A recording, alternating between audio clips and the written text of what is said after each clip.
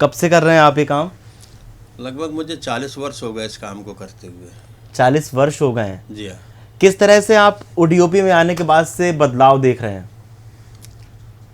ODOP के आने के पहले जब मैं इस काम से जुड़ा था तो उस समय बांदा नगर में लगभग 70-80 कारखाने चल रहे थे। तो मुझे लगा कि ये काम बहुत अच्छा है और इसमें कुछ प्रोविज़ की जा सकती है, इसको आगे बढ़ाया जा सकता है। मगर ये काम धीरे धीरे जो है निरंतर 2001 तक जो है काफ़ी कारखाने बंद हो गए। उसका मेन कारण ये था कि इसमें लागत बहुत लगती थी, मेहनत बहुत थी और आमदनी बहुत कम थी, क्योंकि इसका कोई मार्केट उपलब्ध नहीं था। तो जो पत्थर एक दिन में हम लोग पहले धनुष बाण की तरीके लगा करके धनुष बाण से ही काटते थे। अच्छा। तो एक पत्थर को काटने में लगभग 1 से 2 दिन का समय लगता था। फिर उसको बना करके कंप्लीट करने में लगभग पूरा दिन लग जाता था। 2 दिन में एक पत्थर तैयार होता था। जब उसको मार्केट में बेचने जाते थे तो उसकी कीमत नहीं निकलती थी, मेहनत नहीं निकलती थी, इसलिए धीरे धीरे ये कारखाने सारे बंद हो गए। तो 2017 तक मात्र केवल 2 कारखाने चल रहे थे और उनका भी काम बहुत ही शौकियन चल रहा था। तो मैंने सोचा कि क्या किया जाए जो इस काम को आगे बढ़ाए। तो फिर मैंने एक मशीन बनाई, तार कटिंग की, जो जिस स्टील वायर से हम लोग सजर को काटते थे उस स्टील वायर को एक मोटर इधर लगाई, एक हार्स पावर की एक मोटर इधर लगाई और बीच में टुकड़ी बांध करके उसको मोटर से चालू करे, बटन चालू करके एक तरफ इधर ले जाए फिर एक बार इधर ले जाए। एक प्रयास था कटिंग की। फिर इसके बाद जो है जब मोटर बनाई तो वो सक्सेस नहीं हुई, क्योंकि थोड़ी से अगर तार मोटर में 1 मिनट लेट हो जाते थे 1 सेकंड के लिए तो तार तोड़ देती थी और वो तार काफ़ी लग जाता था। फिर ये हुआ कि क्या किया जाए, इसके लिए कुछ नया बनाया जाए। तो ये हुआ कि डायमंड कटर की बात आई कि डायमंड कैसे बनता है, कैसे बनाया जाता है। ये तो मालूम हुआ कि रेजर से उसको काटते हैं जी। मगर चूंकि ये रेजर से इस पत्थर को काटा नहीं जा सकता, क्योंकि इसकी जो अंदर डिज़ाइन नेचुरल निकलती है वो टूट जाएगी। तो फिर डायमंड का कारखाना हम लोग देखने गए जयपुर। बड़े मुश्किल से परमिशन मिली, फिर उसको देख करके आए। फिर देखने के बाद ये हुआ कि तराशा कैसे जाता है, क्योंकि वो लेजर से तोड़ते थे उसको। तो जब तराशने की बात आई तो जो हमने वहाँ मशीनें वगैरह देखी उससे हुआ कि नहीं, हम कुछ इसमें बना सकते हैं। तब फिर वहाँ से लौट के आकर के एक डायमंड कटर मशीन वहाँ से प्लेट ख़रीद करके लाए, फिर उसको डायमंड कटर मशीन बनाई और बनाने के बाद फिर उसमें जब कटिंग की तो जो पत्थर हम 1 दिन में 1.5 दिन में काटते थे वो हम 10 मिनट में काटने लगे।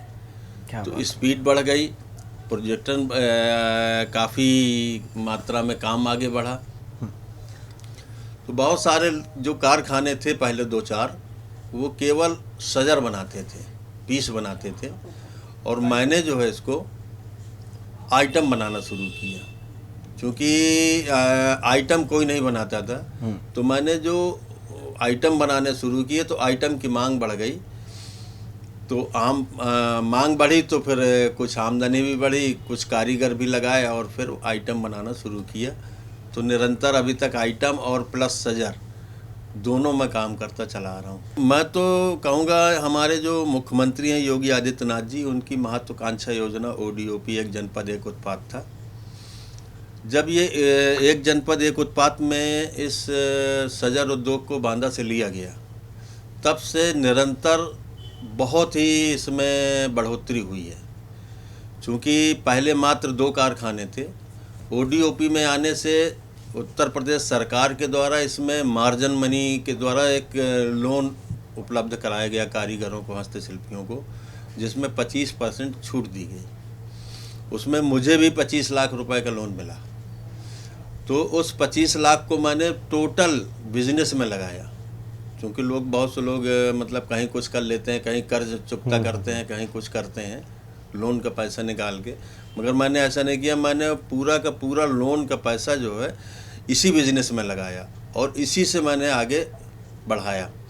तो जब मैं इस काम को आगे बढ़ाया मैंने और कुछ लोगों को रोज़गार दिया, तो मुझे लगा कि अभी इसमें कुछ कमी है।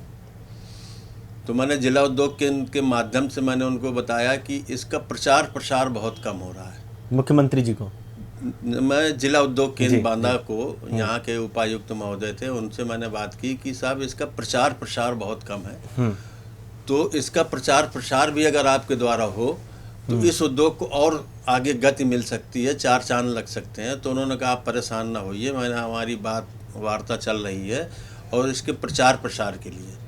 तो प्रचार प्रसार में जितनी भी उत्तर प्रदेश की में लगने वाली प्रदर्शनियाँ थीं उसमें सहभागिता मिलने लगी, अंतर्राष्ट्रीय प्रदर्शनियों में सहभागिता मिलने लगी, और जो अंतर्राष्ट्रीय प्रदर्शनी जो हमारे देश में लगती थी, जैसे सूरजकुंड मेला है, जनपद में अन्य मेले थे, तो उसमें भी सहभागिता मिलने लगी। तो उसमें हम लोगों को जाने का मिलने लगा। तो उससे क्या हुआ कि जो हमारा माल बना हुआ था वो कटने लगा, माल भी बिका। उत्तर प्रदेश सरकार के द्वारा हमें बनी बनाई एक दुकान मुहैया कराई गई, आने जाने का किराया खर्चा उठाया गया जो सरकार ने दिया, और हमें अपना माल ही बेचना पड़ा। तो हमने अपना जब माल बेचा तो उसका पूरा का पूरा प्रॉफिट हम ही को बचा।